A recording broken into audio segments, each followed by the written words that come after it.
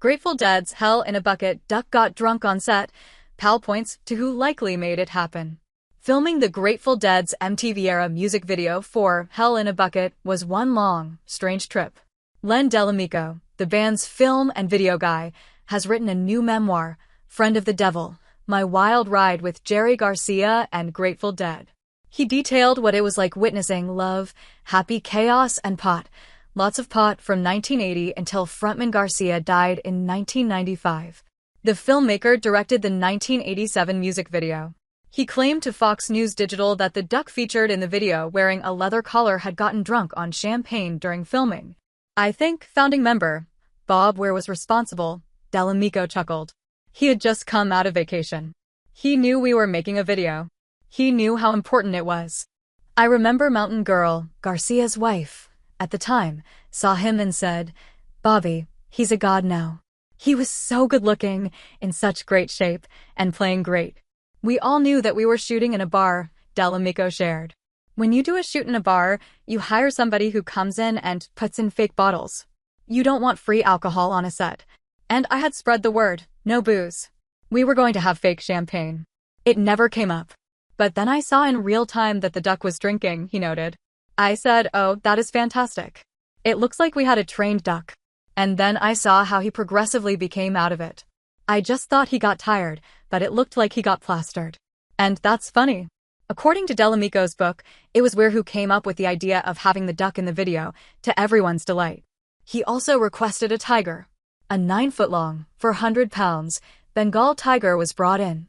Delamico described that during filming, the duck had become curious about what was in Weir's glass. He said it kept going back and forth for sips. Eventually, it put its entire bill in and had a nice pull on it. At one point, the duck was slumped over out of it. For Delamico, it was incredibly good fortune to get a believable performance. But then the next day, he got an irate phone call from the duck's trainer. He was very upset, Delamico recalled to Fox News Digital.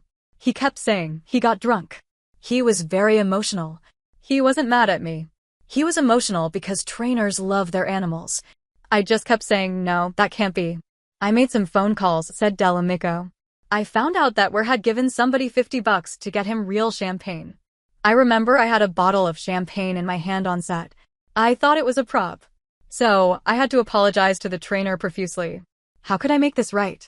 The trainer explained that the animal was trained on white grapes. That's why it went crazy for champagne. Well, the duck recovered, said Delamico. And the trainer said he was going to train her on other things for a while. So, it had a happy ending. According to Delamico's book, the duck became repelled by white grapes. We discovered that the duck in the car subplot, where Bob and a dominatrix drive around while the duck samples Bob's glass, ending in the duck slumped over passed out, is subtle, but works spectacularly, hilariously. Once you notice it, he wrote. Delamico admitted that he had a less stressful time befriending Garcia.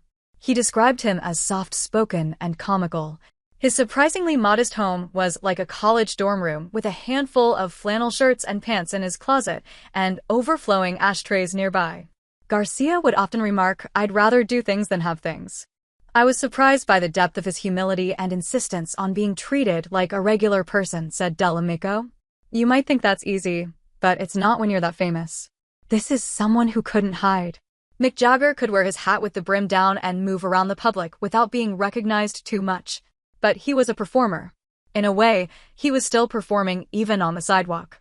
But poor Garcia, that face, unless he shaved his head and wore a toupee, he wasn't going to do that. We would go out to dinner and the manager at the restaurant would come over and say, "The meal's on us," he shared. Garcia would always say, "No, thanks. We can pay for this. We have money. Why don't you give a free meal to people who don't have money?" The manager would be taken aback by this, but Garcia was serious. He wasn't the type who wanted to talk about how great he was. He would get fed up with that. He wanted to talk about spirituality, religion, philosophy. He wasn't interested in celebrity.